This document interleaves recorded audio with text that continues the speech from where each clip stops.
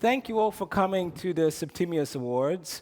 First of all, I want to thank my sponsors again. I want to thank Cyrus, I want to thank Taker, Janty and Coffee, Abbas, Rami, and our main very big sponsor, Arash and Salar. Where are you? Well, thank you. Yes. And of course, the Network King for bringing Stedman Graham here. As you can see, we have a stunning ensemble of panelists from all over the world. Some are Oscar winners. A lot of them are actually Oscar winners. One, two, and if I guess The Great was a was a film, it would have also won an Oscar. If it had been, of course. Yes, indeed. Okay, so I want to give the mic to the moderator, and she will take it from there. Thank you so much. All right, welcome everybody. My name is Mombi Kuguru, and I will be the panel moderator for tonight. I'm so happy to welcome you here. All right, quick introduction for all of our panelists. Welcome to Amsterdam, everyone. First up, I'll start from over there, Stedman Graham. We all know him from our workshop that we just took with him, right? Yeah. All of you guys were there, right? Yes. He is an American educator, author, businessman, and public speaker. He came up with the 9-step success process, which was so powerful. Thank you for sharing that with us, Stedman. That was wonderful. We also have a warm welcome for him. Thank you. Up next, we have Janty Yates, who is an Oscar-winning British costume designer. She has received nominations for BAFTA Awards. Go ahead. Show the love. There is no love that is too little. Satellite Awards and Saturn Awards. And in 2001, Janty won the Academy Award for Best Costume Designer for none other than Gladiator. Go ahead, guys. Show the love. All right, our next panelist is Marion McGowan. Hello. Marion McGowan is an award-winning producer and has produced incredible shows, such as, just mentioned, The Great, which is also great. She is the principal of McGowan Films production company, which is based in Australia. So, welcome. And lastly, we have Cuba Gooding Jr. Welcome to Holland, Cuba. Your first time here. Yeah, it's first time. All right. Well, many of you know him from radio. Some of you know him, show me the money. Some of us know him from Snow Dogs. I know, that was a blast from the past. If you haven't seen it, go do it now. Not now, later, after. All right, well, welcome, guys. All right, just before we move on into huge topics that are changing the industries, let's just touch back on the 9-step success process, Stedman. You have been in the military, you've played sports among European countries, you've worked with the prison system. I said worked with, not in. So you are part of that, and you have done so much among all of these industries, and you're an author, you're a public speaker, you're a motivational speaker, changing the lives of people from within. How did that process start? Where was the starting point of how you found the 9-step success process? I was looking for self, and had all of these labels and blocks and barriers. And so that started me on the journey of trying to figure out who I was as a person. And I did a comparative analysis between her life, which is unbelievable. She's an extraordinary person. She's done so well, come from a tough background. And I did a comparable analysis between her and the 1% of the 1% of the 1% of the 1%. Because 99% of the people, which I talked about in my seminar or workshop here earlier, are doing the same thing over and over. They're not going anywhere. And then you forget everything you learned in school. So if you don't know who you are, especially today, 40 years ago that worked out fine. Nowadays, you have to be clear on what your focus is going to be for the future, because you got to control your destiny. So all of that led me to survival for myself, trying to find a process that will work for me. And I put it in 9 steps. And I realized, oh my goodness, black folks don't know who they are. Hispanics don't know who they are. Women don't know who they are. White folks don't know who they are. Nobody knows who they are, just a small percentage of people. And that's when I started writing a book called The 9-Step Success Process, became a New York Times bestseller. Then I said, if I could get this down to young people at 13 years of age and get them to understand who they are, they could source content, and everything they read could be relevant to their empowerment.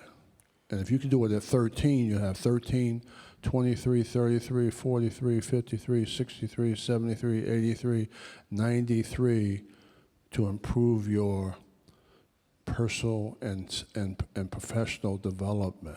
Wow. Then you're better today than yesterday. And you can eliminate all the labels in your life. Great. And not have any barriers, just performance.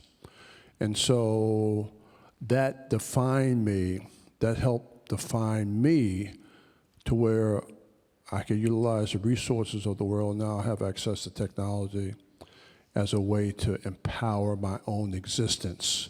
So I don't have to be defined by other people. I can define myself. I realize that if you're looking for freedom, it's not on the inside, it's outside, it's an inside game, excuse me. And then whoever you let define you will always define you as less than them. So you can't turn your power to somebody to determine your destiny. And that freed me. And then if you could put capitalism with that and democracy with that and understanding who you are, and now you have AI, and now you have access to this, the most powerful tool in the world, and you can make that relevant to your development, then your ability to be able to self-actualize your potential, which is Maslow's highest level of development, but no curriculum, right? So you could actually take control of your own destiny and raise your social economic development for yourself first, and also for your family by working on yourself first. You can't drink from an empty cup, and you can't give what you don't have. Yeah, absolutely. It's a day in, day out process, huh? Got to work on it every day. Thank you, Cuba. All right, for the sake of time, we'll move on to an issue and a topic that is very polarizing in the industry. Just kidding, guys. I know I heard the murmurs in the crowd. Some of you were like, oh man, others were like, whew, dodged a bullet there. Well, this topic is just as polarizing, and it's just as changing in the industry. We're going to be talking about AI in the industry. So let's start with our costume designer. Tell us a bit how AI has changed how you work, how things have changed since you first came in, and now that it's up and coming.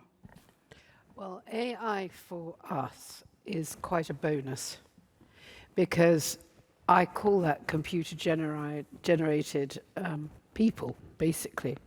So, for example, on Gladiator 1, we were dressing 3,000 a night. We'd go in at 2 in the morning. We'd finish them by 11. And the whole process would be repeated in the evening, and they were much faster. And now, in the last 3 films, or 2 films, Gladiator 2 and Napoleon, the most we had was 600-700.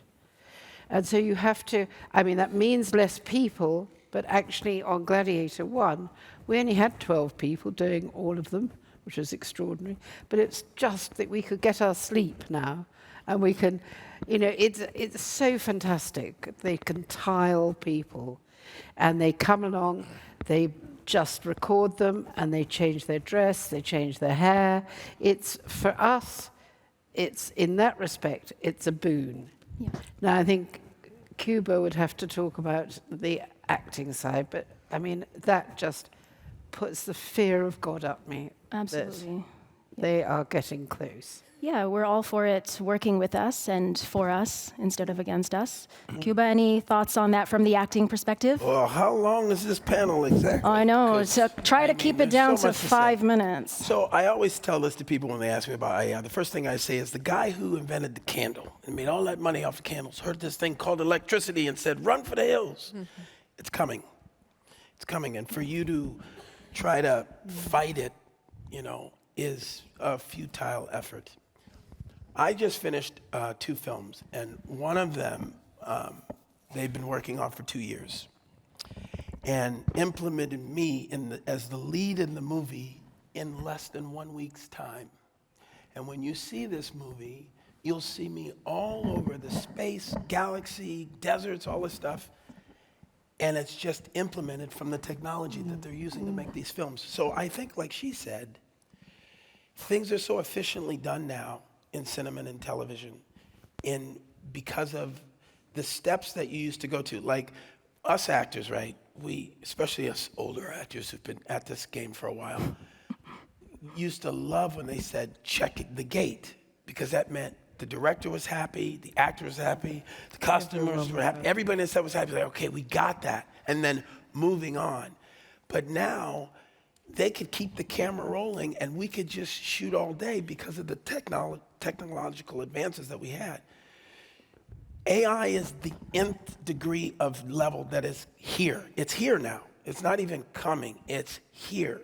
The things, when I was on that shoot of this last film that they had been working, when I said 2 years, but they had been doing it in the computer for 2 years. And I was the only actor in the movie, and there's actors all through the movie. I mean, think about that. That's horrifying. Now, for me, it's great, right? Because it cuts down my time. But like we all are observing now, the need for certain jobs are falling away. Now, does it mean that people aren't going to work? No, it just means that the definition of our contribution to that cinematic effort is changing and has changed. All right. Thank you. It's true. Yeah.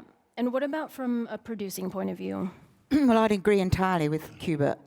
I think it's here. You're going to have to recognize it. You're going to have to work with it.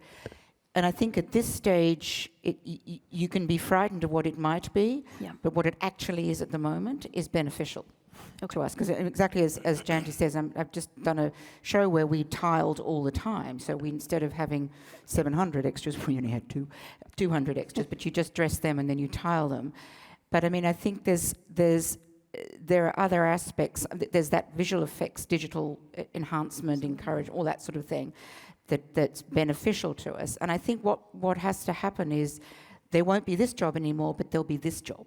Okay. And I think, like any industrial revolution, which in a sense is what it is, it will change, and we will come to find its benefits outrank its disadvantage. The fears that people hold for it. Okay. Definitely.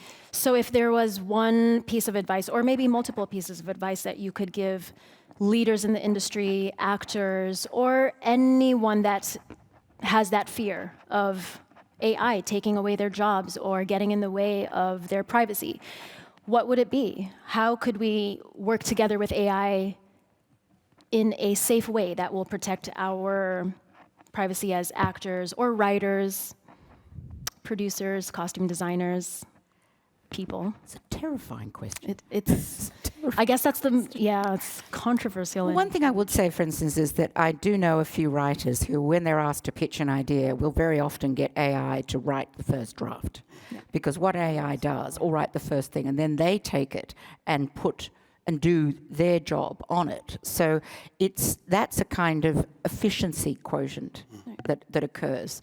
I think it's one piece of advice for what you should do with your fear is well, probably recognize it as a fear, and then try and engage with the idea of what it is that you're frightened of. And if you really believe that your job, I mean, you're never going to get rid of actors. You're just never going to. And you're never going to get rid of writers. So it's just a question of what is it that is going to alter or be enhanced, or I think understanding. In a sense, as Stedman says, it's about learning. Mm-hmm. Read as much as you can about it, understand as much as you can about it. Absolutely. And then you can, manage your fear. Right. And here's the thing. I just don't know I don't even know how you do it, AI, without ID. Yeah. I don't know how you can come back to the core of of authenticity if you're faking from the beginning?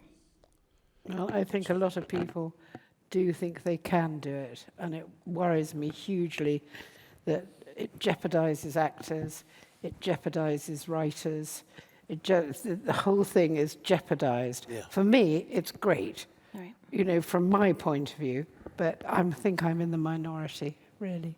Well, here's another You're thing. talking about, go ahead. I'm sorry. Well, I just wanted to lean on that point because it's very strong points. But here's the thing that we have to recognize, because life is cyclical, right?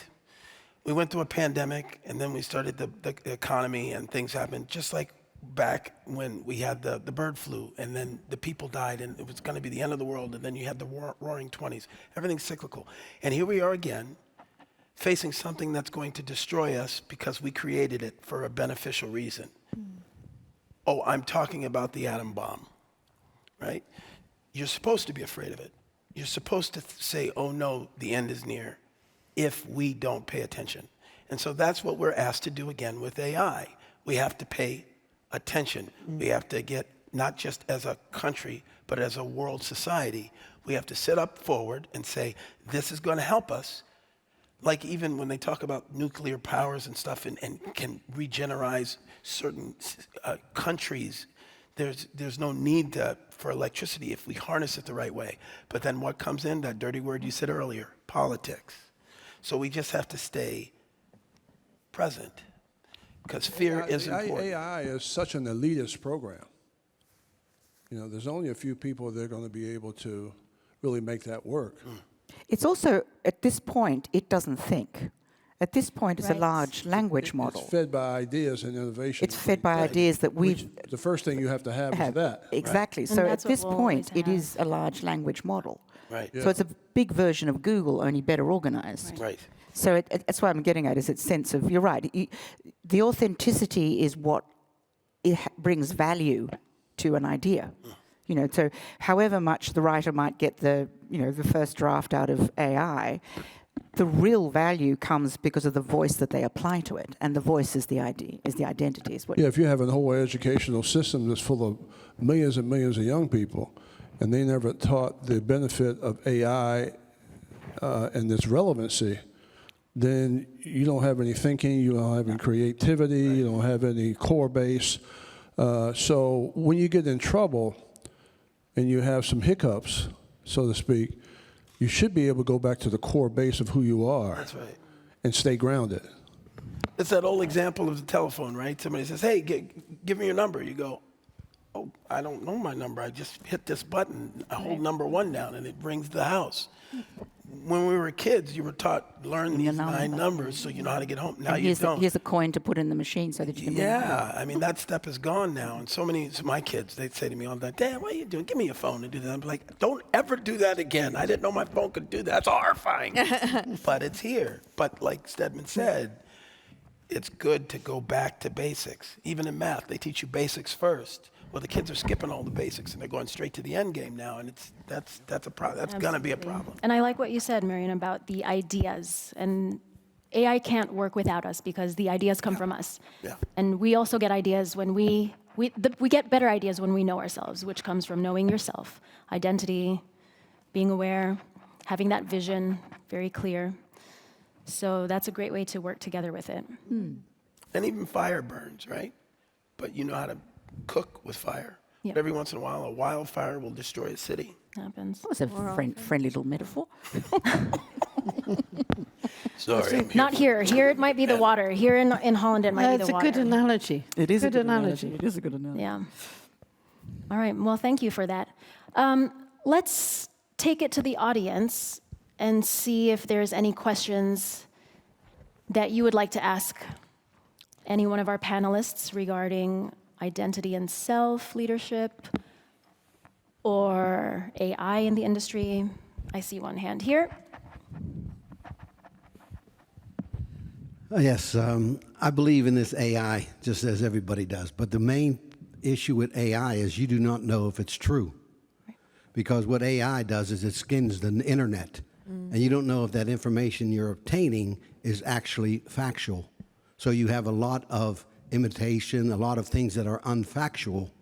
How do you think AI will be able to eliminate that key factor in it because you think it's correct, but it's on internet and you don't know if it's true. Should I jump into you? Go for it. Well, Go for it. my first thing I would say is I read this interesting article with Nick Cage, and Nick Cage was complaining, and he was like, because of AI, I'm going to die, and they're going to do movies with Nick Cage starring in them. Unfortunately, he's right. He's right. I was pitched a movie, an action movie.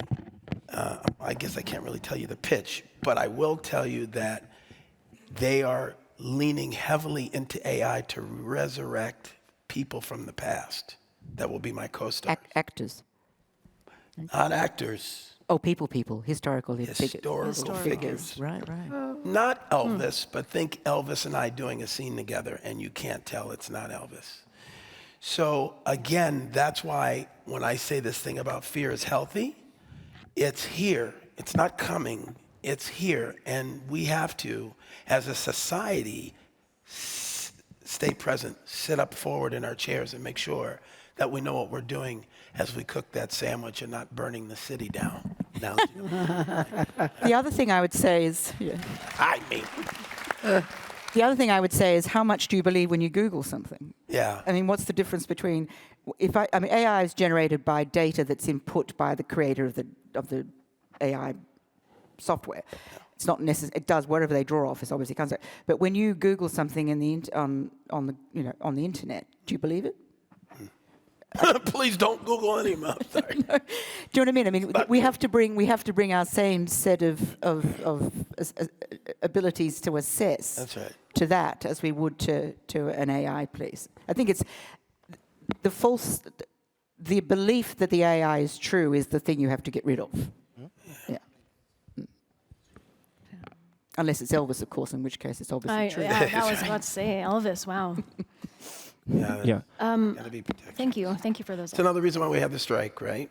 We all, as actors, said, you're going to use our image, you're going to scan us one time, and you're going to use our image in movies, and we're not getting paid for it. So again, there is reason to be afraid, but also reason to take action and protect ourselves. Governments can do things that we don't even know about, but they have it, and they regulate it for their own benefit. Mm-hmm. We as world citizens have to do the same, protecting ourselves against AI. Yeah. Can you imagine a time, though, when your agent manages your estate as well as your career? So you know, Nicolas Cage has died, and his agent is able to negotiate the use of his scanned image for the benefit of his estate. That's right. Forever. Yes. Forever. That's best case scenario. I want to know how much Elvis is getting. That has to be. That has to be what they're thinking. Probably. It must be. Yeah. Must be. Must be, You know. Well, they do it in. You have deceased estates in literary agents. So somebody deals with D.H. Lawrence's estate. Somebody deals with those sorts of things. So.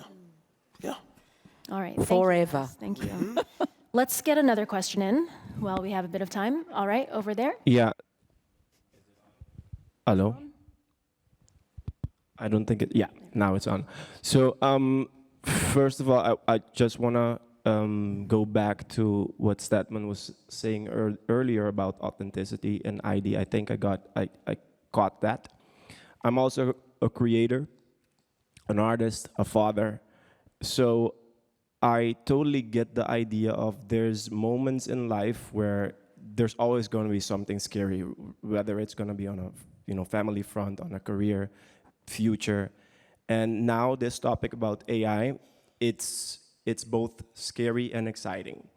And if I could think of something, a takeaway that I would love to take away with today is what are practical things that each and every one of you right now uses to kind of stay close to that authenticity, but stay fluid at the same time to move forward, because I don't think it's a static thing, right? It is about being open, but at the same time staying close to who you are in this case. So what are practical things that actors, musicians, businessmen, designers can do? And maybe based off of your personal experiences. I just think you couldn't have, and I said this before in the workshop, you couldn't have a better time to be alive than today. Amen. Because you get to be an owner. And most people never experience that. And so my concern really is for the mass market, because the elitists will understand how to do everything with the technology and everything else. It's the people that are coming behind us, the young people. You know, it's people, when we, like in Chicago, we got a big crime rate in Chicago. We got a lot of problems there in terms of security and all of that.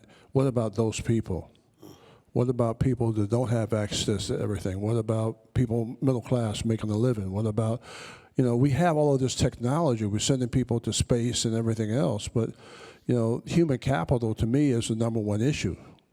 Is that, are you prepared to take the job? Can you think? You have the cognitive ability to be able to think, develop, and build. Can you innovate? And so there's a process for that, and getting to the core base of who you are allows you to really protect yourself, because there's a thing called emotional base that you got to stay consistent in your industry or in making film or producing or whatever, that you have to control.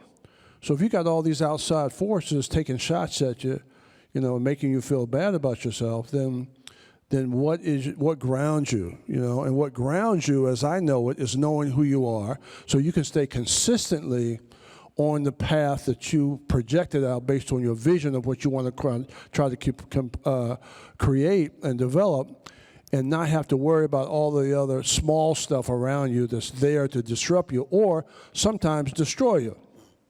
And so to me, it is such a privilege to be able to ask those questions, understand who you are, organize yourself, have access to technology, AI, whatever tools you need, because it's a tool that should be relevant to your empowerment. And if we see it that way, wow, we can help a lot of people. Yep. Yes, I think you've got to use it absolutely for the best, but you've got to keep your eyes wide open, and you've always got to just check behind you, really, especially as things are developing so fast, so fast.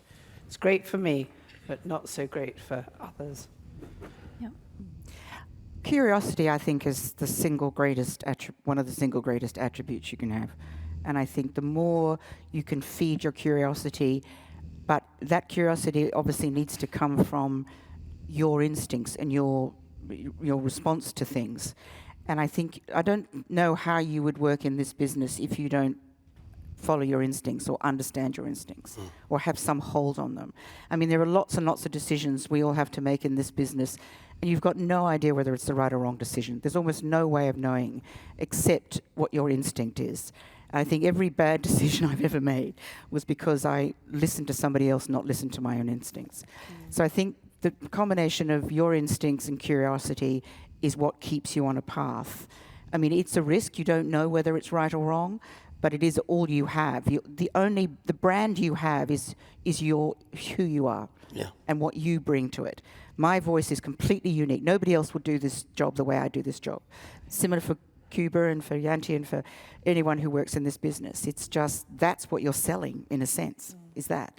So you just have to, but to keep it going, curiosity. Just follow ideas, read ideas, think about ideas, listen to people, feed yourself. Yeah, I mean, much of what you were saying in your workshop, essentially. Yeah. All right, thank you. Now, I will bring it to what I do for a living. I did a movie called Outbreak with Dustin Hoffman, and it was one of the greatest, most important experiences of my career working with Dustin Hoffman. It was me, Dustin, Kevin Spacey, Morgan Freeman.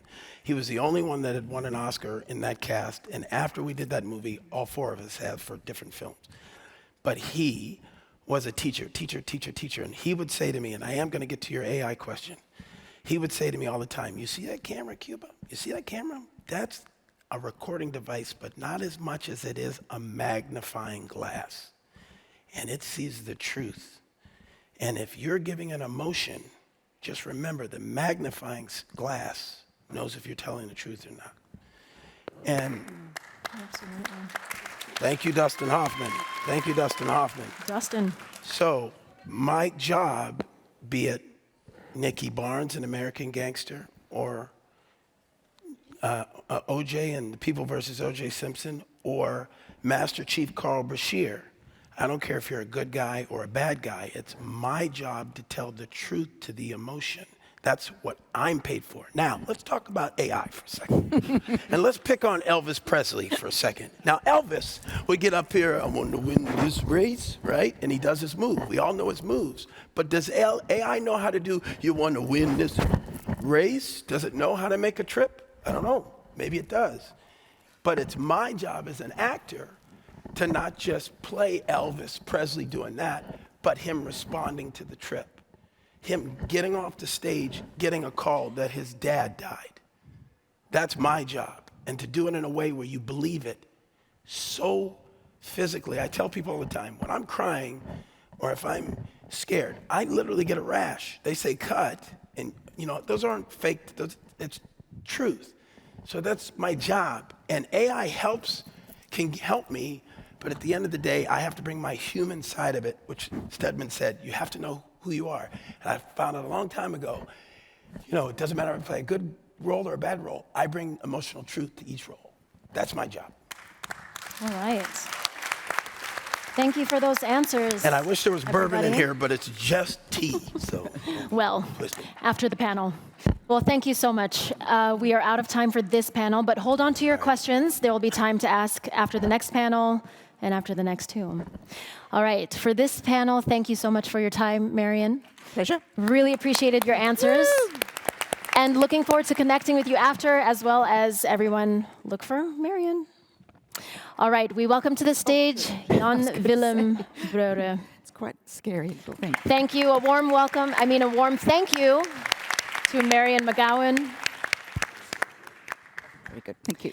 Okay. And taking her seat is Jan Willem Breuer. We know him from just a few minutes ago. He welcomed us here. He is the founder and director of this beautiful Septimius Awards. So, I say we take a little break from AI, visit that a little bit later, and for now, talk about how we can collaborate and create that type of diversity in the industry. So, the question I would like to ask you guys, who are the most important players in the Netherlands, in Asia, in America, and Africa that offer a platform for financing for your industries? Well, let me get my pen out. I know. Jot it down. I hope you guys have notebooks too. Show me the money. Anybody want to? Let's hear from Jan Willem. Okay, yeah, I'll start. Okay, so the most important funder of films and the film industry is called the Dutch Film Fund. In Dutch, it's called the Filmfonds. So that's the most important one who basically holds up the Dutch film industry. Okay. Tell us from your experience, have they been a great support and a great foundation for the works that you have been a part of? Septimius Awards has existed for 3 years now. We're, I think, one of the few, or maybe the only award ceremony in the Netherlands that brings Oscar winners and top-tier people from all over the world. But unfortunately, the last 2 years, we actually haven't received a penny. And the weird... Yes, there's work to be done. The weird part is I asked about, the lack of support, and I talked to the interim director, and she, I kid you not, said, yeah, you guys have too many foreigners. Yeah, that's... Oh.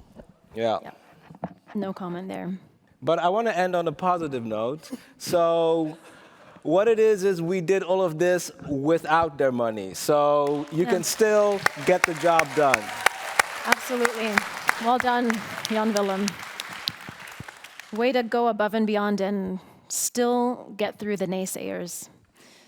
Any comment from you? I know you wanted to say something. We have been hugely funded by streamers recently. I think both Cuba and I did a big film for Apple, money no object. But I still have to pay my $9.99 Apple to stream the blooming film. Always. You know, and there's so much money with Apple. But still, the studios are really the big funders. And their diversity approach has really rocketed. They insist on a diversity which is all-encompassing. It's terrific. Unfortunately for us, who are the employers, not so much probably for actors, but we cannot find these people.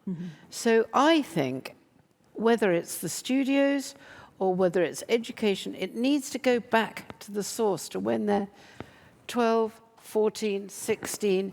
They need to be educated.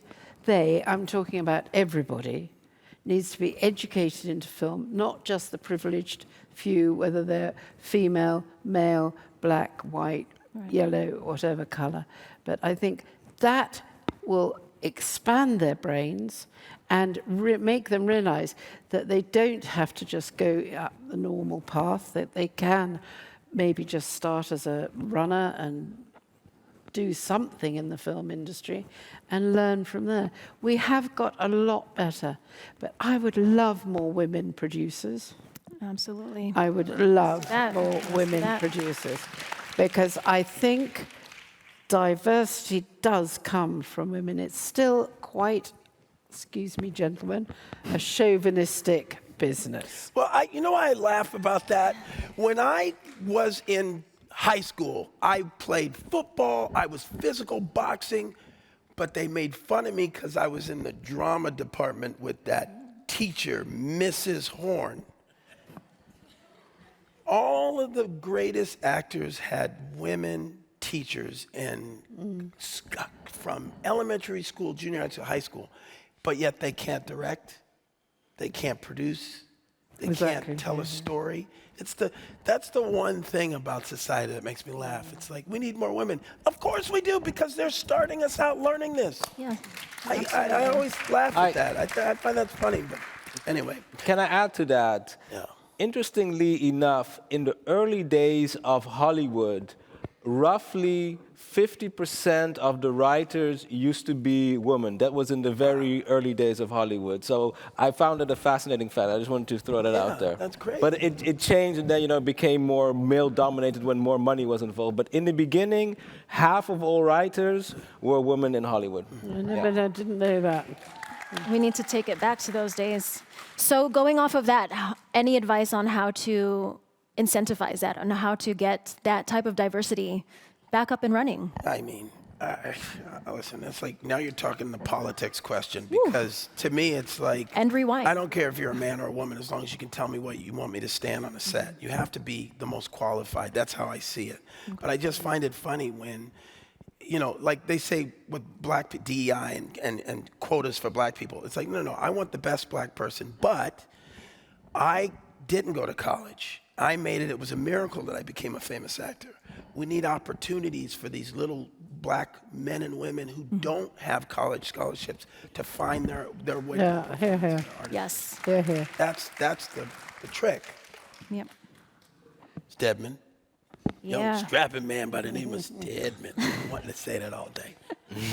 I just think that equality comes within yourself. Yeah. And if you want freedom, you have to work for it. You have to be educated. You got to know your craft. You have to have a vision. You have to have a dream. You have to work hard. Yeah. And then you outdistance the 99% of the people who are pretty much not going anywhere or stuck. Because cream always rises to the top. Right. And people are looking for the best, and they're looking for the smartest person. And naturally, you'll try to, because of your image or because of what you look like, you'll try to help your own people. You try to help your own family. You won't see color in your environment for the most part. So again, the foundation of my teaching is based on love. So I don't care who it is, because all kinds of people in your family can hurt you, try to take you out.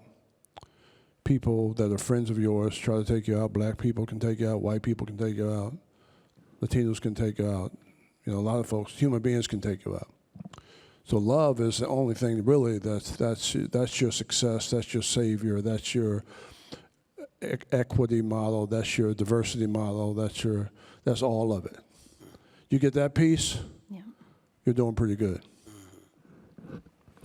Absolutely. And yeah. Tell us, Jan Willem. Yeah, so what it is indeed, change starts from within. Though, of course, we do have to remember barriers. I want to give 2 examples. One is Black Panther. Black Panther took a long time to be made. And the only reason it got made was because the ultimate head of Hollywood, they had a head for the film and the comic department. And he decided, you know what, I'm going to split those 2 up. Because previously, that same head, he didn't believe that you could have an all-black cast. But the moment that head got the comics and the other one got the films, the film one believed you could have an all-black cast. And then, bam, Black Panther. Now, after the success of Black Panther, what did we get? Hollywood woke up and was like, the world isn't that racist after all. Crazy Rich Asians. Yeah. And so systematically, barriers were broken down, but they had to be broken down. So that's just what I wanted to add. But it's very slow. It's ridiculously slow. And that was 5 years ago, 10 years ago. Not a huge rush for black films or Chinese films or Asian films. Not a huge rush, let's face it. We need more women up there. True. We do. True. Well, Janty, tell us a bit about the costume design industry. Is it primarily women? Are there men there? Just the same way we're fighting for women to get to the top in the writing, in the acting, in the producing, are men also fighting to get to the top of costume designing? There's a huge cross-section of males and females, and also quite a few diverse. I was at the Costume Designers Guild Awards, and I was chatting to this chap in a dress. And so, you know, it's probably more open than a lot of the departments in film, to be honest. Hair and makeup, very diverse. They, I guess, have to be, but even so. But in a lot, for example, the lighting camera women, I can count on one hand. There's more women coming into the electrics department, which is great, because that was such a male stronghold. But, you know, there might be one on a crew, or 2 at most. The strange thing is the continuity, the script supervisors are nearly always female, and always have been. N'est-ce pas? Quite extraordinary. Yeah. But it's maybe the attention to detail. Maybe. I don't know. But, you know, I think we just need female producers, and the females will come. Yeah, let's make way for them. It's all about taste, isn't it? Women have exquisite taste, but I know some women that look horrible. And just the same thing with men. There's men that have exquisite taste. The guy that runs my film company, Peter Timbekis, him and his boyfriend, they have exquisite taste. And they're men. So I think it's about finding, like you said earlier, cream comes to the top. Yeah. You find the people who are best, and then you nurture them to be in that position. Right. And again, what you said earlier, it starts with the studio heads. It starts with them. Once you want to change diversity of the people who are hiring, change the boss to look like you. Have a more. Is there any black studio heads other than Donna Langley at Universal? I don't think there's any others. So, but yeah, I think that's how you promote diversity, is finding and nurturing the people that are the best. If we could find where the Shaquille O'Neals and the Kobe Bryants and the these basketball, where they were from, we just have those play basketball. but we can't. We have to. Every once in a while, you get that generational talent that sets the trend for the next generation of people. And it all starts with the youth, because they're out there. It's youth. That's what we focus on, you know. Somebody told me, and I know historians out here are going to correct me, but the man that came up with the Star-Spangled Banner was 17 years old. And we forget that we do brilliant stuff when we're young. I played Ben Carson in a movie called Gifted Hands, and he was, thank you, he was a wonder-kind neurosurgeon who was the first man to separate Siamese twin infants who were connected at the brain before they'd have to kill one and have one live. He said, no, I'm going to figure it out. And his first 3 surgeries were 3 miracle surgeries. And he was young, just out of college. Have you read his book, Think Big? That's the book. I played it. I've read it. Got to read it. It was great. Yeah. I like what you said. It is about the youth. And then that brings it back to what you said about what does education teach us? And I did hear a quote that said, you know, kids they're all geniuses. They're all genius. But once they start going to school, they learn how to become conformed. And school is a great thing. But that's where so many of us lose our creativity, our ideas, because you're conformed to just being the same. So it's about bringing in that inner kid, staying there, nurturing, paying it forward, and then the youth has to work hard. It's teamwork. Teamwork makes the dream work. Teamwork makes the dream work. Can I make a connection indeed between you and indeed what she said?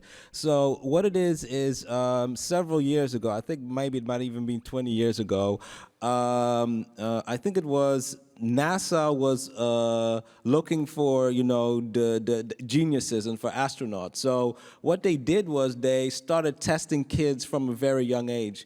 And they were absolutely shocked. I think it was up till the age of, I think it was 3 or 4, that not more than 95% of all kids tested, regardless of race or gender, tested a genius IQ for creativity. Wow. And then afterwards, at a certain age, it just goes down and down and down because of what Stedman said, where people don't find their own identity. They are told to be a certain thing. They conform to society and they don't work on themselves. Where as kids, the reason why we love kids and children is because they're free. They have their own minds. They do what they want, right? And here we are, you know, we tried to follow the rules. So that's you know, I wanted to tie that in together. That's great. Thank you. That's certainly. Thank you. Thank you very much. I mean, I look at what you're trying to do, and it's a beautiful thing to do it all around the world with so many, absolutely, so many kinds of people. Because you know, I met some folks from Australia here. You got folks from the United States. You got folks from all over the world here, and it's multicultural, but it's also grassroots. Yeah. So to go from here to here is not going to happen. You know, you have to build it, and you have to have the numbers, you have to have the influence, you have to have the distribution, you have to have the platforms, the followership, you've got to have the talent. And so when you build that this way, you're not going here to here, you're going that way. And it's a layering. That's why it takes more than 3 years to get some support, okay? Yeah. So you're doing this and this and this, and then you're chopping that down into segments. So imagine if you got access to Australia, you got access to United States, you got access to South America, you got access to Europe, you got access to Asian markets, and you're organizing all of that, and you're building distribution, building the numbers, and you're creating opportunity in segmentation. So you're doing documentaries, you're doing film, you're doing television, you're organizing finance, you're putting banks together. So it's the organizational process of looking at a global marketplace and then leveraging technology and now AI as a way to bring in the best talent to create perfect results and performance in segmented markets. And you have an award show. Yeah. After that, Yeah, man, that's great. then you won't have to worry about how it's going to be financed. Thank you. Yeah. It's funny, too, when you think of the term child prodigy, right? Everybody thinks a child prodigy. Watch this kid do this. He's playing the piano, whatever. But if you think of those child prodigies, what is the other element they need? Experience. Tiger Woods, look at this kid. He can hit the ball. And then 10, 20 years later, he wins all the Masters. What did he need? What was the difference? He already had that brilliance in him, but he needed the practice. Like Malcolm Caldwell's book, 10,000 hours of practice. These sports athletes do these things for 10,000 hours, and then they realize not a gift they earn, a gift they have within them that has blossomed because of the 10,000 hours of practice. So. Indeed. I wanted to add to that because a lot of people think that when they look at the Hollywood stars that, they're blessed, and sometimes it's nepotism, but most of the times the real talent, they work their butts off, and they work in the shadows. And that's why I created the Septimius Awards, to bring a light to all of the people who work in the shadows and who work their butts off. That's awesome. Absolutely. That's awesome. Thank you. Thank you for that. All right, so let's turn it to the audience now and get them to ask some questions. I saw a fast hand up there. Right there in the fifth row, third, fourth. Hello. Thank you for what you are saying now. And I just want to introduce myself. My name is Eva Nathena. I'm a director from Greece, and I'm nominated here in your this Septimius Awards. Some time ago, I heard your movie star, Meryl Streep, speaking about women's rights in cinema industry, movies industry, and saying that women can speak men, but men cannot speak women. And I have to add, this is because women create men. They are supposed to understand men because they give birth to men. So they have to understand men. But my movie says that in nowadays, they don't still have the same rights and the same opportunities. And this is not so fair. My movie says, based on a great novel of a great novelist who was based on ancient drama, that women had to fight for their rights many decades before. And in my country, in 1836, there was a law of dowry, and without dowries, girls couldn't be married. So parents, poor parents, had to give their dowries to the first daughter, but the second and the third or the fourth couldn't help to be helped or get married. So they took the very difficult decision to murder them. And that was a great and an unspeakable secret issue that this movie gives light to it. And that makes us women still being a minority. I mean, we are fighters and we fight for other minorities and we do right, but we don't have the same opportunities and we don't have the same chances. So I'm very glad to hear that you put this thing and this issue to your conversation, and I want deeply to thank you for this. And that's it. Thank you for being here. Thank you. Yes, yes. All right, thank you. Thank you for that comment. Can I not necessarily respond, but can I tell a uplifting story and the reason why film and television is so powerful? So India in general is a very patriarchal country. And the biggest difference that was registered was when the local Indians in the more rural areas got television. What they saw, because the feminists, they did a study, what they saw was that there was an immense amount of empowerment. And the reason why the empowerment came was not from school, not from books, not from teachers, it was from television. Because they watched television and they saw powerful women who didn't take crap from men, but who stood on their own. And that inspired the Indian woman. So that's why I find film and television so important, because we, as you know, we magnify things. We magnify the good, we magnify the bad. And if we magnify the good, we can reach millions, if not billions of people. Yes, sir. Yes. Thank you for that. All right, we will be moving on to our third panel. Thank you. A warm applause for Janty and Stedman. Thank you. Thank you for all of the wisdom that you contributed. Thank you so much. Thank you. I would love your help down these stairs. I'll see you later, my brother. Yeah. Very nice to have spoken with you. All right, we are moving on with our two new panelists. We want to welcome to the stage Nancy Bishop. Warm welcome for her. Nancy Bishop is an award-winning international casting director. She is an American, but she has been based in Europe for a number of years and now works from London. She's cast a number of projects ranging from large-scale projects like Mission Impossible, Mission Impossible 4, and has also worked with independent films like Donald Sutherland's Miranda's Victims. She was one of the founders of CSA Europe branches. So please welcome her to the stage. Thank you. We will also be welcoming Glenn Rocheman to the stage. Please make your way up. Glenn Rocheman is a film producer. He has a film producing studio.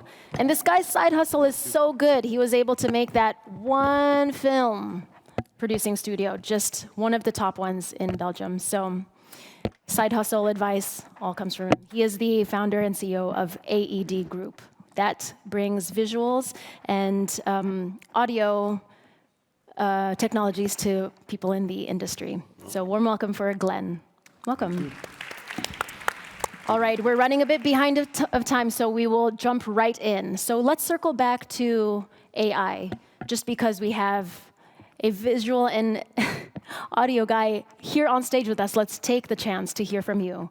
How has it changed, and how are you working with it? AI is something beautiful but dangerous. I heard already a lot of stories about it. We are very active with AI, but for me it must be a hybrid model in between the actors and in between the software. If you do alone movies with artificial intelligence, it will be a fascinating movie. It will be, wow, mind-blowing. But over the next 20 years, it will become a gray mass. You need actors, you need script writers to make it, to keep it on the edge of new things. Otherwise, you will have an implosion or an explosion of creativity, but it will become a gray mass in the future. So I still remember very well Tom Cruise, Top Gun, because I'm also myself a pilot, in the movie 1. And in the movie 2, he was also, if you use AI too much, it will be the same Tom Cruise. So a good actor brings passion. A good actor gives emotion. And AI can only copy that. So I think a hybrid model is extremely important for the future. Okay. That's great. Yeah, wonderful. Nancy. I don't know a lot about AI, but I will say one thing.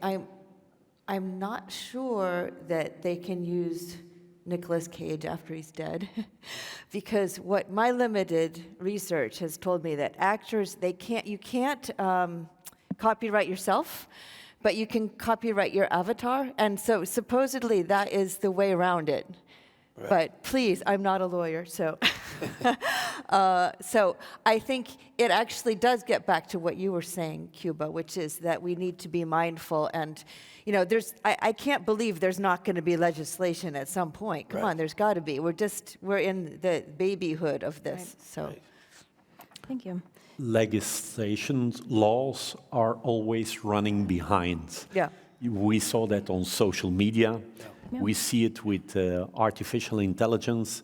It's running behind. So I think it's important that we, all the people that are involved in the film industry, take care of it, that we don't lose ourselves in it. Because when we need to wait for the laws, maybe it's too late. Yeah. Yeah, it's good to hear from a variety of people from different industries, because I know from Janty, it's been helping you and it's been working. So that was wonderful to hear the advantages of it. And then we hear how to work around the fears and how to keep an eye on things so that we are safe as actors, as people, as costume designers and founders and businessmen and women. So it's just a wonderful thing to see. That's not all bad. Jan Willem, don't tell us the bad things, just the good things. Well, Don't start there. I have a completely different, well, not different, slightly different take on AI, and I'll tell you why. So I do a lot of things, and one of the things that I do is I'm also a programmer. Because when I heard about AI, I didn't understand it, so I learned the language Python, just very basic, and then I started to program my own neural network. And I'm going to explain or try to explain why I am so scared of AI and why it's different than any other tool we have created. The reason why is because you have input and you have output. That is binary. So, that most people understand. Binary, ones and zeros, computers, blah, blah, blah, blah. But what happens in between AI, that's where the magic happens. They're called deep neural networks. So what happens is you have weights and you have biases. I won't go into the technicalities, but how it works is that those weights and biases are randomized.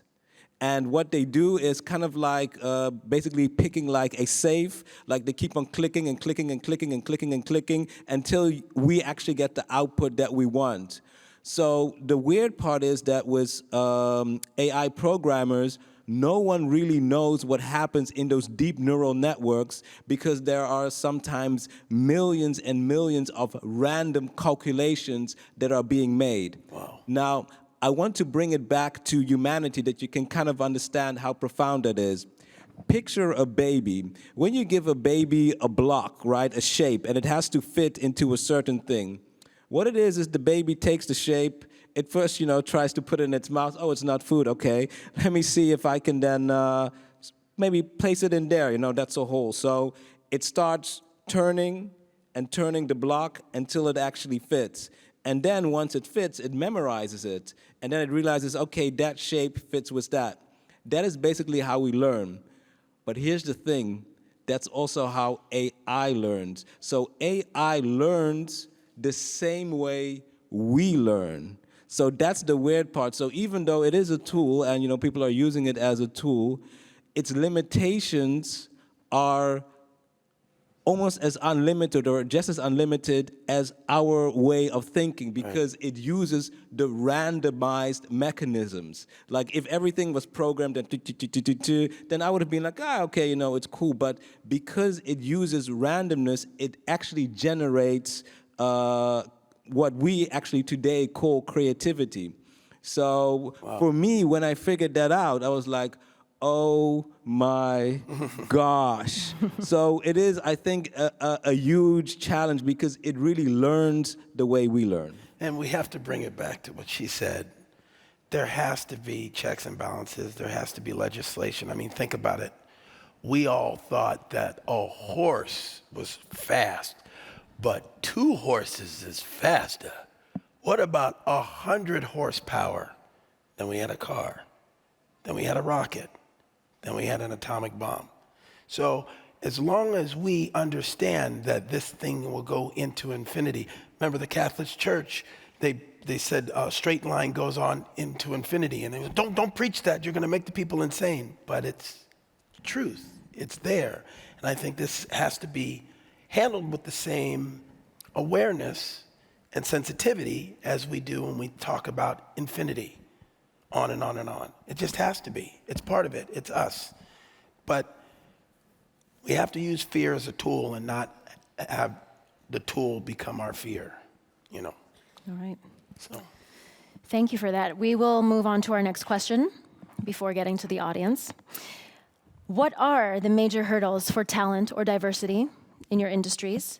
And from your perspective, how have you been using solutions to overcome those obstacles?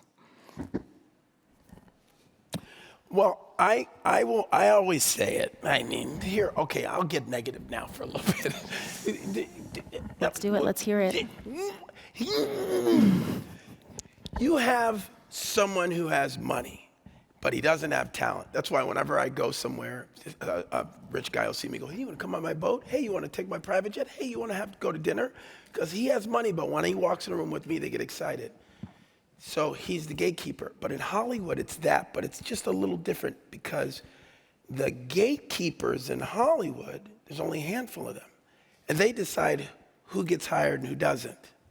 You know, people say to me, because of some negative press, are you afraid you're never going to do a Marvel movie? I said, those Marvel movies are what they are. They're doing what they're doing.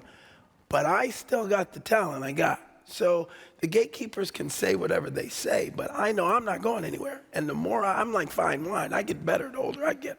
I know that. So I just have to wait until I get my opportunity and be ready for it. They say the definition of luck is when preparation meets opportunity. I've been preparing my ass off, right? So when opportunity comes, then that's when the magic happens. All right. So. Talent is aging like fine wine. It's getting better as you grow older. Glenn, Jan Willem, It's not my cup of what tea. hurdles have you I'm guys talking been? about what are the limitations? Is that what the question was? Yeah, some hurdles that you've experienced in your industry. Well, you know, I cast actors, and I think that actors always think they have it hard. I mean, black, white, am I right? I don't think there's any actor who says, oh, it's just so easy and great. And I think it's really tough. And so I think if you're an actor, you have to be ready to compete, and you have to like competition, and you have to make friends with competition. And I always say you have to like auditioning. And if you like auditioning will like you. And then the other piece of advice I always give actors as well is, if the phone's not ringing, make your own work. Create your own work. Produce, direct. And women, thank you. And women, also, we already said it, women, stop moaning, get behind the camera, write the roles. Yeah. You know, don't wait for somebody else to write the roles for you. Have your own stories, tell your own stories. But, I mean, it's always going to be hard, I think, for actors. Yeah. That's the beauty of it. Go ahead. Yeah, like I shared a little bit of experience that I faced in the film industry in the Netherlands. I guess indeed, as far as diversity goes, we have come a long way. So, for example, if you look at the film Grease, like, you know, you had an all-white cast. That film could not be cast today with the same cast. So That's right. So yeah, so I think we have come a long way, but you know, as you said, there is still indeed a long way to go. I think all people, regardless of like color and stuff like that, if you are the minority, you will experience discrimination. So if you are, for example, a white person in Africa, trust me, it's not going to be easy, you know, like you're going to get picked on. But I think the beautiful thing about actually like getting picked on, like Stedman, you know, said it indeed like earlier, is the more adversity you have, the stronger that it makes you, right? Because like that's really what separates the rest from the best from the rest, you know, as Cuba said. So even though there is, you know, still I guess a lot of discrimination and within the film industry, both in the Netherlands as in international, I see that more also as a challenge to develop ourselves, because if we can survive that, we can survive anything. Good for you. All right. All right, audience. You guys must have some questions. All right, I saw a fast hand all the way back all the way with bow tie. First off, I just want to say, so I think everybody has a childhood film that they watch when they're a kid, and mine was like Lightning Jack Kane. I'm from Australia, so yeah, I Paul played Hogan. a deaf mute with Paul Hogan and Jack. That's why he made that. So I guess it's kind of touching on what we talked about a little bit before with the youth as well. So I'm a young film producer and director from Australia, and we just finished doing Australia's largest independent feature film. But I've been very lucky to now get the opportunity to work for Walt Disney and produce for them. But it's incredibly nerve-wracking to go from a couple $1 million to then this massive production. And I guess a lot of us here probably also in that state where we've been given opportunities, a bit like being here at the awards. But how do you go from being at that level to then being given this opportunity and still staying true to yourself, your identity? And yeah, I mean, everyone starts somewhere, and I guess I'd love to hear your advice on how you've gone from, say, smaller films and then skyrocketed to working in Hollywood. You're talking to me specifically? Everyone, but I'd love to hear from, like Jack Kane's Offsider. I mean, I was sorry for repeating myself, but when I was given the script to Boys in the Hood, it was just sides. It wasn't the script. Yeah, sure. And I read the sides, and I knew who this Trey was. So I came in there, and I gave him the emotion for the 3 scenes, and after a long screen test process, I won that job. Then I got an Oscar and big paychecks, and people were like, well, Cuba, what do you want to do? So then I said, oh, well, I want to do this. That movie bombed. I want to do this. That movie bombed. So at some point in my career, I just finally said, let go, let God. Whatever the role is, read it.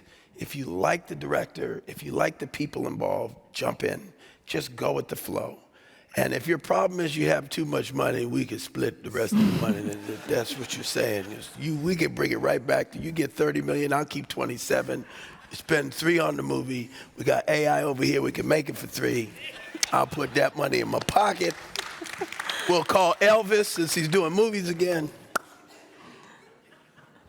Your turn. All right, think smarter, not harder. I like it. That's right. Okay, what exactly was the question again? What exactly is your problem? What is your problem? I was focusing on Cuba's reaction. I know. Or we could move on and have another question, maybe. You know what, Jan Willem, we are actually running out of time. So what I will do is I'll save you from that. But if you're looking for an actor. Yeah, he's your guy. No, I'll save you from that. We actually have to move on to our last panel. And you can find him in the break and then ask him. No, I don't know. All right. We say goodbye to everybody except Nancy. Okay. Yep. Thank you. Warm applause for each of those 3. And we welcome to the stage George O. Janssen. George O. Janssen has made huge strides in the music industry as an executive and CMBO at Black Music Appreciation Month, EU. That's the European Union. Thank you. He is a partner of the European Union and is now the chairman of Black Music Managers Network. Right, let's also welcome Lucy Lennox. Thank you. Warm welcome for Lucy Lennox. She is a casting director based in Spain whose client list includes Netflix, Fox, Amazon, BBC, Sky. Am I saying anything new to you guys? You guys know all of these. Lionsgate, and that's just to name a few. So right now she is served on the board of the CSA, and she is a strong advocate for diversity and inclusion, which is what we all need. We all need a little bit of that. And our last panelist of the evening, Emanuela Grives. She is a local actress, +31, you know what I'm saying. Hello, hello, welcome to the stage. She is an actress who rose to prominence in the film Only Decent People, and our Dutchies will know that as Alleen maar nette mensen. She has worked in many other series and movies, and now she's working on creating a platform for new talent to find their way in the film industry. Warm welcome for Emanuela Grives. All right, this is a fun panel because we have casting directors and actresses on here, and someone from the music industry. So we get to hear a little bit of each perspective. All right, let's dive right in. International casting. All right, let's continue on the question that we just had. We were just talking about the hurdles that have come across and how they have shaped the way that you work and the hardships that you've come along and how you have come over those. What have you done to to overcome those obstacles that you've been facing in acting, in the music, whether it's diversity or with AI? What do you guys have for us? Well, to face diversity, I started the White Music Appreciation Month. Right. That's great. No, that's just a joke. Okay, never mind. White people don't need appreciation. They already have Why do enough. They already need- have enough. I know. You know, Well, we I don't always create know. things for black people. Black I is don't black. know. Why does white people don't need that? I think wonder with why. music, I think with music, the black people are ahead, honestly. You have a point. You have a good You guys make point. some great, much better music than we do. I know, but still we have to create a month to put them on the attention. So it was a joke. No, to face all of this, I was forced to create my own tables. Actually, I wanted to work, but several people on top don't want diversity. They don't want it. So I was tired of trying to get a seat on their table, and that's why I started building my own tables. I started building European tables. Yep. I started building European tables, and I said to them, like, we are friends. I have many friends in the industry for 26 years, and I told them, listen, you're not going to be on this table. I'm not discriminating you.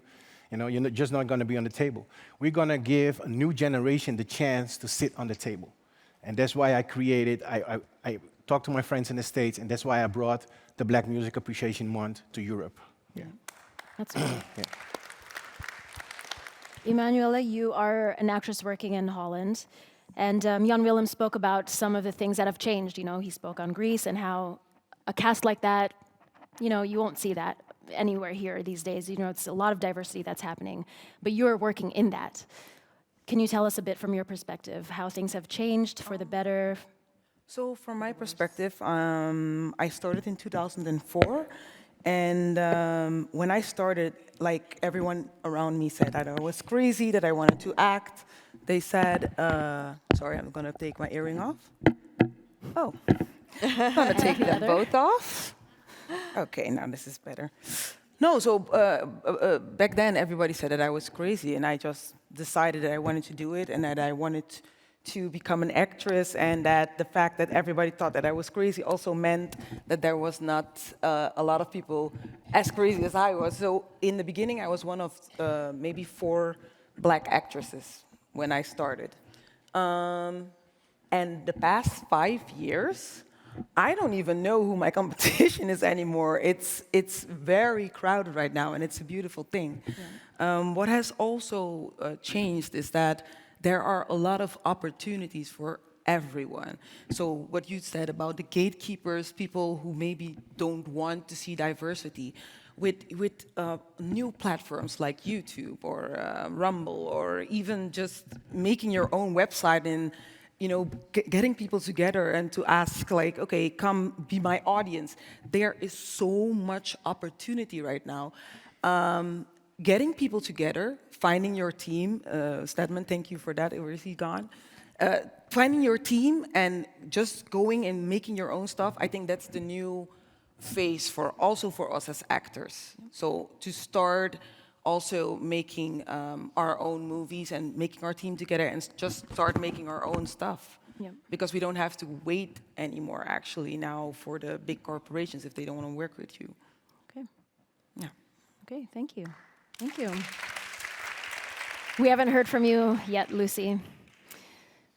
What's the question? Tell us about, from your perspective, what have some of the hurdles been, just from the time that you started until now, whether it's in diversity or simply casting internationally, working from one country, trying to collaborate with another? Yeah, it's really interesting. I don't really identify hurdles in the same way. Okay. And it's very interesting what we've been talking about today, or what I've been listening, about diversity, inclusion. I think we're all diverse and we should all be including. And we talked a lot about artificial intelligence today, but I think that we also need to talk about actual intelligence, human intelligence. And human intelligence is what we should all be kind of upping our game with a bit. I mean, the world's really stupid at the moment. And people who don't recognize diversity, I mean, it's the global majority. Somebody talked about minorities, whereas in fact, I represent the minority in the world. I'm very white looking and burn very easily in the sun. But people think, if we don't recognize the economic power that you have, like vote with your money, go and see films that are more diverse, go buy music, go to follow people, go to see films that are made by female directors. I'm very lucky, I live in Spain. We have a very strong, I live in Catalonia in Barcelona. We have a lot of equality in our film industry. We have very good female producers. They do a great job. But also be intelligent. There are a lot, out of the 7 majors in Hollywood, we've talked a lot about Hollywood today, 2 of the heads are women. We need to celebrate the women who are doing well. We need to celebrate the fact that there are roadmaps. I feel like in my generation we have much stronger roadmaps than we've ever had before. But it's also about the stories that we choose to tell. And I think the biggest problem is the stories that we don't tell. If you look, there are stories in America, I'm sure as everybody here knows, 33% of cowboys were black or Chinese. We're still finding it difficult to do. When somebody makes a cowboy film with black leads, everyone's like, oh, they're just being woke. You're like, no, they're being real. There were doctors qualifying, black female American doctors who qualified in 1856 in the Pennsylvania Medical School. Nobody talks about them. There are stories about people travel from all over the world, women. It was a female medical school. So my challenge, I think, is somehow when I read, is not to fall asleep when I read a boring script. That's the same old shit all over again. So I think what I would like to see is more diverse storytelling, which would be then financed because people would stop being so conservative about the films that they finance. Right. Yeah, right on.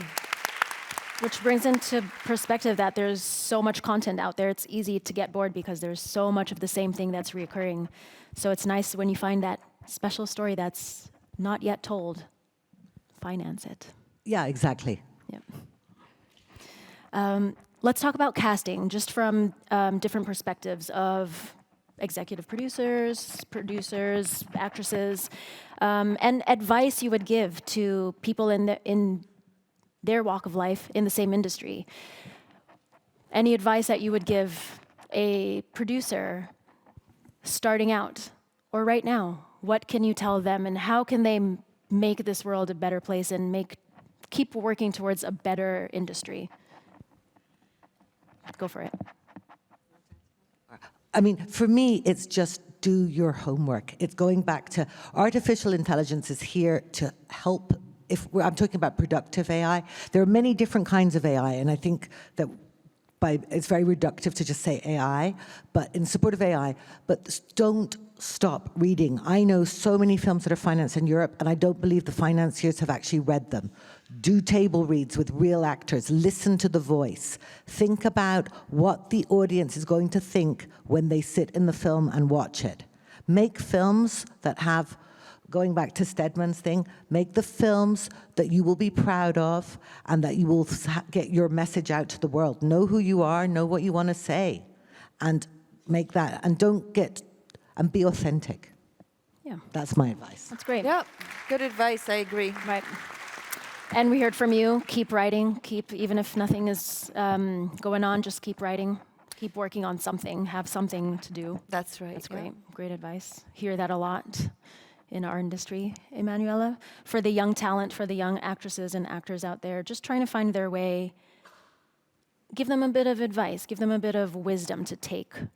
Well, the first one would be please network. It's in all businesses, but especially in ours, please network. I've had people come up to me and ask me, like, hey, listen, I know you're in this movie, can you do something for me? That is a start, so that's the start of network. But then I said, okay, do you have some experience? No, I've never done it before. I said, okay, next time. So networking is good, but also try to school yourself, have some sort of experience. And then when you network, ask people who have already done it for practical advice. So make smaller goals, for instance, and go for the goal step by step, and then you'll get there. Yeah. Thank you. Taking notes. Thank you. You're welcome. George, music industry, tell us. The music industries, especially I have to deal with startups, Yep. especially young managers who believe in upcoming artists who gonna take over the world. And I've been seeing a lot of them coming and going. So my advice will be for startup artists, first of all, next year, make sure you're at the Septimius Award.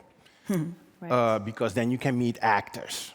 And if you meet actors, you probably meet producers, movie producers. And my dream is to bring the music producers and the movie producers together to create new stuff. Not with AI, just people come together and meet each other. So my advice would be to go to professional network evenings, go to the specialized evenings where people of profession come together and have panel talks. Startups don't do that. Startups right now, they want to be famous within a week. Right. You know, they're giving me example. Look, this guy from Korea, K-pop, he came famous within a year. And I'm like, yo, you need a relationship building.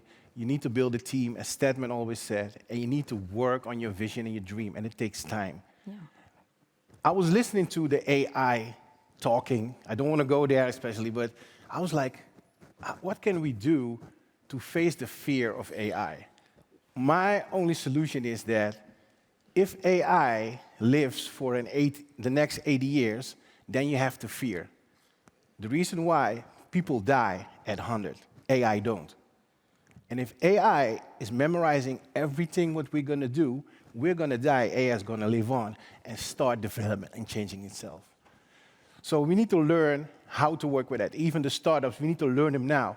We need to learn the alpha generation. And the alpha generation, with the alpha generation, I mean the baby who's going to be born in this time collapse and has to work with AI. Because on schools, they're teaching the kids to work with AI. So. Yeah, which brings back what a few of the previous panels said, that it's all in the youth. That's where we need to nurture them correctly, and that also includes teaching them about AI. Take the startups by the hand and tell them stories. Yeah. You know, take your kid by the hand and tell them a story. Don't let the kid only go to internet and learn from internet. Take them by the hand and tell them stories. That's the best way to learn from emotional experience, from personal experience, touching, crying, feeling. Your hair's gonna stand up when you tell a story. AI can't do that. Right. That's my advice. Yeah. Right. Thank you. Nancy, you're a coach as well, right? How has that been? How have you implemented young actors or young producers to find themselves and to work in this crazy world today?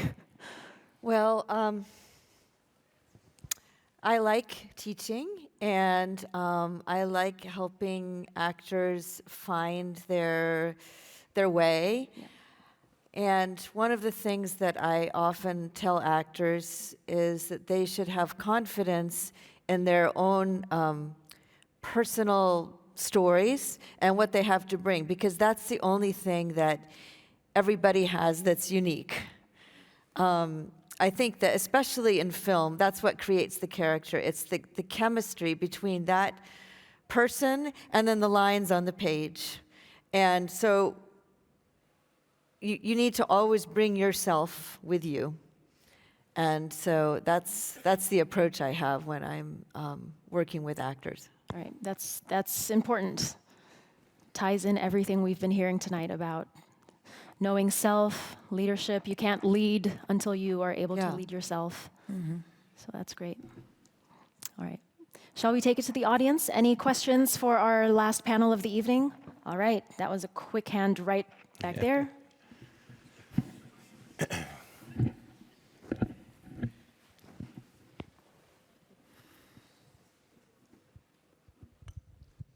Hello. Good evening.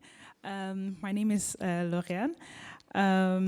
So I want to ask a question talking about black female directives that we need more of in this industry. I'm one of them, so I write my own stories. I'm a filmmaker. So what are the next steps that you should actually take in an industry where you always bumping into, for example, the Dutch Film Fund that is saying, no, we can't fund your film, or it's not diverse enough, or we don't want a black cast, or maybe they don't even understand your story. My first move that I made was in Lingala. That's my native language, because I want to tell stories in our own languages. You can also go one day to the film theater and watch a movie in Swahili, for example, or in Lingala or Kimbundu. It's not only the European languages, so that's what I'm trying to do. So what's advice can you give me into getting funding for the films that I'm trying to make in this industry that we're in now? Who you ask?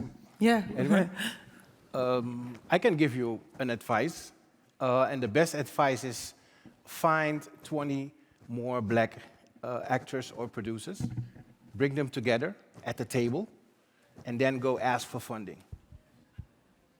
Because individually, it's hard, but collectively, you can get it done. Because if they're rare, you have to bring them together. Because the only thing what I'm hearing when I'm going to special events is we can't reach your people. And I've learned now, also even when I'm working out at the European Union, they're telling me, I'm so glad that you're here as a black person. Where are the rest of you? And I was thinking, why do they say this all the time? And I figured out that we're not mobilized enough. We need to mobilize more culture. We need to mobilize with different cultures, and then mobilize, you go do something to create a fundament. If you do that, I will guarantee you get the funding. Thank you. Well, you know, I live in Europe now, but I'm American. In America, there's no film fund. Like you can't, there's no public funding. I mean, that's a wonderful luxury that many European countries have, is a film fund. Wow, a film fund. The government's going to give me money to make a film? You know, so that's a huge luxury, but many films have been made without film funds. So there's crowdsourcing. I mean, no one's ever going to tell you it's easy, right? But yeah, you have to look outside the box, I think. But I respect that it's challenging. Yeah, and I would like to add that if you can create, how do you say that? So for instance, if you can get sponsors and you have your audience, so you create more audience, then you can get sponsors more easily, because they will say like, okay, you have an audience of 10,000 or 80,000 people or whatever. Hey, this is good for us. We will give you some money so you can directly have some of our stuff in your movie, for instance. And also check out for yourself, like, who is your audience? So the audience that wants to listen to the movies in Lingala, is the audience here? How big is that audience? Maybe there are co-production possibilities with Nigeria, or with the places where the people speak Lingala. Do I say this correctly? Okay. Sorry. No, but we have to get creative again about finding money. Like you said, in America, there is no funding. Like, you know, like 20 years ago, when you wanted to have funding, you would go like, okay, you know what, we're gonna bake some cookies, then we're gonna sell it from door to door. Or now we can say like, you could work together with a school and say, okay, children, we wanna make a nice movie. You're all going to collect bottles. And then you do that with 10 schools, and then you have the bottles and the cans now. You will get a lot of money. And people are like, yeah, we also participated in getting money together for this movie. And then you tell these people like, okay, you only pay €5 instead of €15 for the movie. And then you go on and on and on. And there's like creative ways of getting the money back again. We here in the Netherlands, we think too much. We give too much power, I think, to the film fund. I respect them. But I also think we give them too much power, because if there are 10 people there who don't like this new creative movie, or they don't understand your vision, then they will say, no, we're not going to do that. And you will even have more freedom if you get your own money together. Or if you look for creative ways, of course, it's amazing if you can make a movie for 1 million, but I've heard people make movies for 30,000, sell them to streamers for hundreds of thousands, and then take that money again. And, you know, we have to start thinking more about our craft as business. Yeah.